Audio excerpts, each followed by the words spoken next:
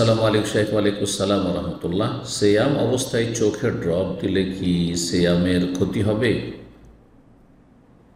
মুখমণ্ডলে 4টি ছিদ্র রয়েছে, মুখগহ্বর এবং নাক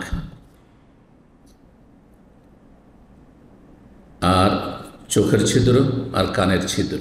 দুটো ছিদ্রতে ড্রপ দিলে সিয়াম নষ্ট হয়ে যাবে, আর দুটো ছিদ্রতে ড্রপ দিলে সিয়াম নষ্ট হবে না।